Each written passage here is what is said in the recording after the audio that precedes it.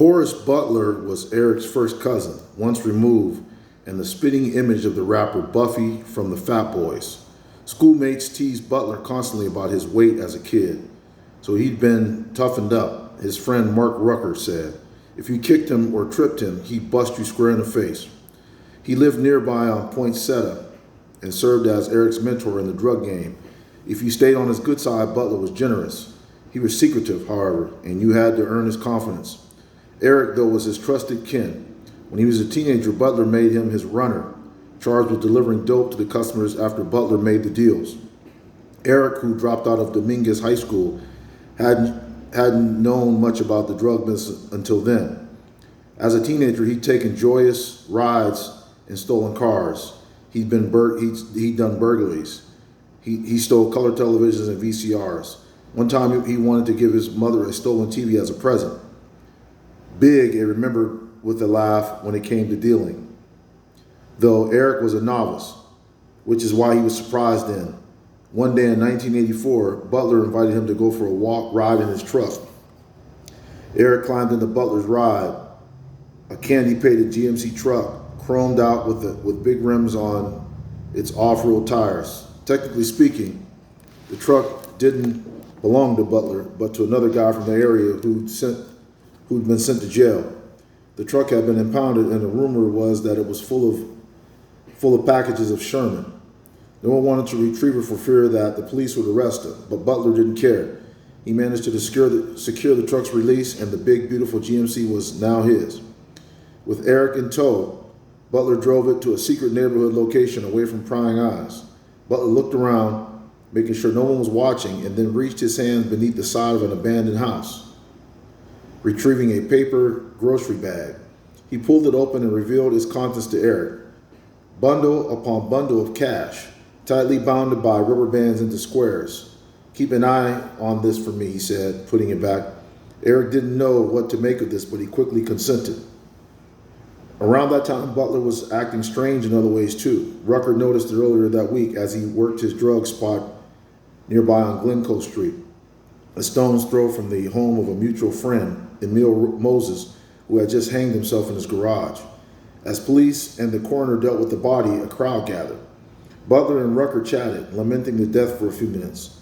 Before the latter got down to business, Rucker was in the market for some product. Do you have some? He asked. Nah, said Butler, surveying the area. I'm laying low, taking a break. Why is that? Things are kind of funny right now. The men parted ways, making plans to see each other at Moses' funeral, for which Rucker was to be a pallbearer. We had even rented a suit for the occasion, but Butler wouldn't make it. A few days later, just after midnight, he was driving his truck in mid-city LA, about to enter onto the 10 freeway with the passenger in tow.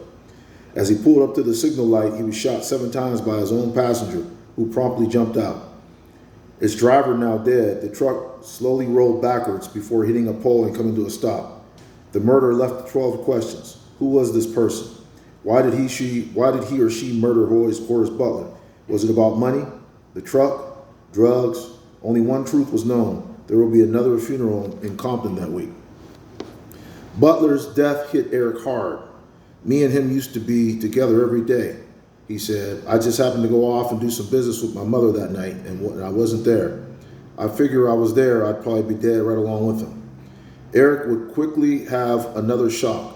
When he returned to the abandoned house where Butler had stashed his bag of cash, he found not only the money, but parcel after parcel of cocaine as well. Eric quickly realized he was sitting on top of a gold mine. Even if you didn't consider the cash there, had to be tens of thousands worth of product here. He just had to figure out how to unload the stuff. He immediately got to work. When Rucker arrived, not long after at Eric's house, Rucker was astonished to find Eric crouched over a small electric stove, trying to figure out how to cook up crack. Man, where'd you get this from? Rucker asked.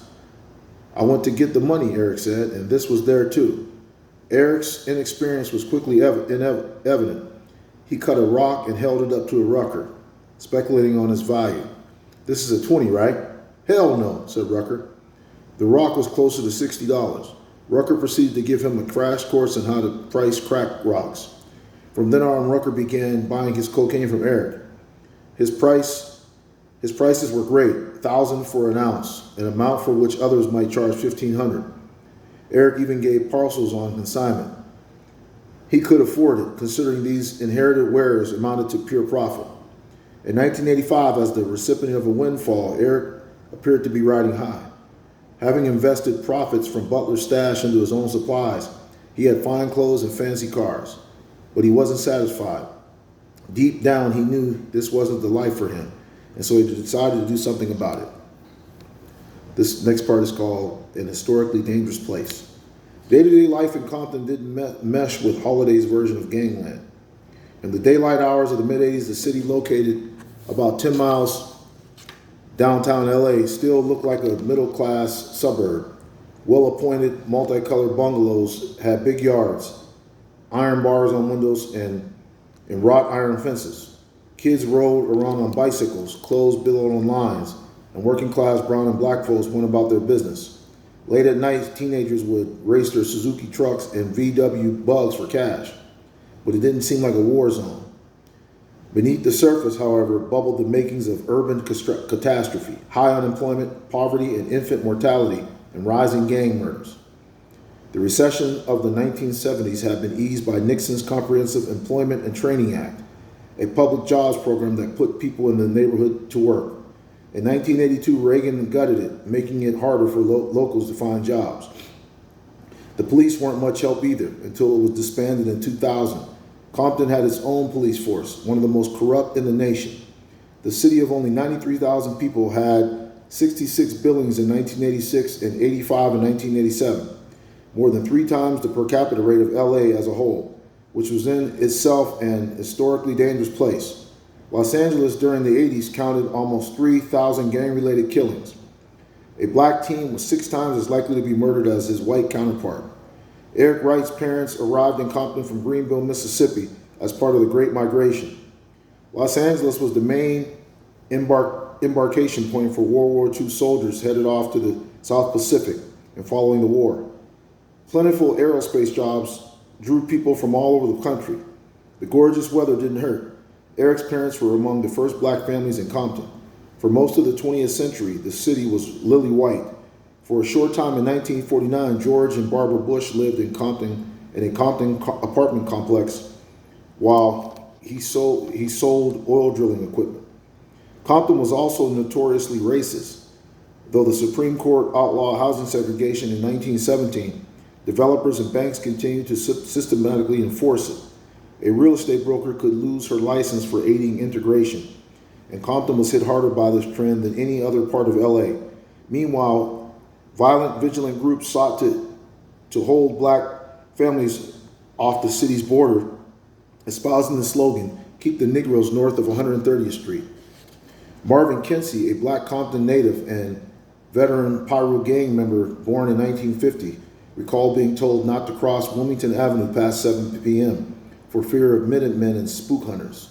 He added that when he was 9, 4 young white men in a 57 Ford pulled up asking for directions. When he approached their car, they pelted him with rotten eggs and tomatoes. Following a Supreme Court decision in 1948 that made the systematic discrimination increasingly unworkable, housing restrictions were eased. The Wrights settled in Compton, where Eric was born in 1964. Not far away, the Watts riots followed a year later. After a black motorist was pulled over by a white highway patrolman on suspicion of drunk driving, stoking civil unrest, dozens of deaths, and then unprecedented property damage. In the aftermath, white flight and factory closings began to change the area. The former Bush residence eventually attracted drug dealers, squatters, and prostitutes, and Compton became one of the most dangerous cities in the country.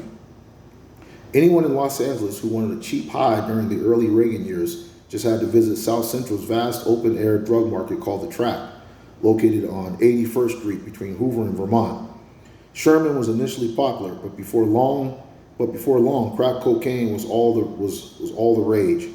You can only snort so much coke before your nose bleeds, but you can smoke crack all day long and still want more. You saw respectable men turn into crackheads, said Ice Cube. You saw the nurse up the street with the family turn into a strawberry, that is, woman selling herself for the drug. Initially quite expensive and known as Ready Rock, since it had already been freebased with baking soda and was ready to smoke, Crack prices began to fall thanks to the efforts of drug dealers like South Central trafficker Freeway Rick Ross. He sent out guys on mopeds to make deliveries all over the area, and by the mid-'80s was moving literally tons of cocaine. Marvin Kinsey saw the effects of crack cocaine in Compton firsthand. He was stunned to see a prominent community member, a man who had owned a bank and a car wash, pushing a shopping cart down the street one day. He smoked his entire empire away. Little did crack customers know that they were helping fund a Central American war. One of Ross's Nicaraguan suppliers, Oscar Danilo Blandon, received protection from the CIA as he channeled his profits to the rebel Contras, working to overthrow the leftist Sandinista government. The Reagan administration also supported the rebels and funded them through secret weapons sales to Iran, resulting in the Iran-Contra scandal. Blandon was eventually arrested and worked undercover for the U.S. government when he snared Ross, who served 13 years in prison. In 1989, the Senate Foreign Relations Committee, led by John Kerry, then a first-term senator from Massachusetts, released a report concluding that senior U.S. policymakers were not immune to the idea that drug money was a perfect solution to the Contras' funding problems. The CIA may not have directly funneled crack into the inner city, as is sometimes alleged, but they appear to have turned a blind eye toward it, as it ruined their geopolitical aims. Before crack, gangs weren't particularly profitable. Members quickly realized the big money in the drug game. They started to say, I can have nice cars, I can have a house, I can wear nice clothes, said Freeway Rick Ross. So then they got involved. For a while, police were ignorant. They looked for PCP on their raids, not coke. But by 1986, mandatory minimum sentences guidelines were established, making punishment for crack possession far stricter than cocaine. Blacks weren't using more than whites, but police found it a lot easier to roll up on a group of corner dealers as opposed to kicking in somebody's Beverly Hills door. Los Angeles police employed brutal tactics to break up the rising tides of gang membership, drug use, and violent crime. The LAPD's crash unit, which stood for Community Resources Against Street Hoodlums, employed its Operation Hammer, far-reaching sweeps across South Central, in which police rounded up and arrested thousands of presumed gang members. Many were ultimately found to be unaffiliated. Crash often carried a throwaway gun or extra dope to plant on suspects. They swallowed the dope or throw it away, so we beat them up and use our own, one said. They're illegal. They're selling dope. So what kind of respect do we owe them? That's wrong, but that's how we thought about it. In January 1988, a 27-year-old woman named Karen Toshima was killed in Westwood Village, caught in crossfire between rival gangs. Though gang-related murders were nothing new, in the wake of Toshima's killing in a well-off neighborhood, Mayor Tom Bradley and the city council agreed to spring for millions for a surge in patrols. President Reagan declared the war on drugs in 1982, and Police Chief Daryl Gates, head of the beleaguered, understaffed LAPD, took a particularly hard line on drug users. In 1990, he told a Senate committee that those who blast some pot on a casual basis ought to be taken out and shot. One dramatic tool of the Gates administration was the battering ram, an unarmed tank weighing 6 tons and bearing a 14-foot steel arm that crushed doorways of suspected rock houses. It inspired a hit song by Compton rapper Toddy D, Batter Ram, which includes unaccredited production work by a young Dr. Dre. In April 1989, just displaced First Lady Nancy Reagan, now living with Ronald in Bel Air, suited up in an LAPD windbreaker and tennis shoes to observe a raid of a suspected South Central drug house near Main Street and 51st. Alongside Chief Gay, she watched as a SWAT team busted in. Reagan, who coined the phrase "just say no," said she found the sparsely furnished house very depressing. Equally depressing, perhaps, was the fact that only 1.5 grams of cocaine were seized, yet 14 people were arrested.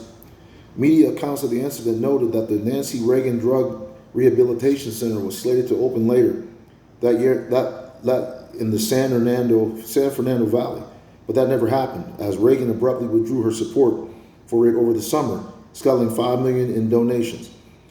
Her spokesman explained to the Los Angeles Times she was spreading herself too thin.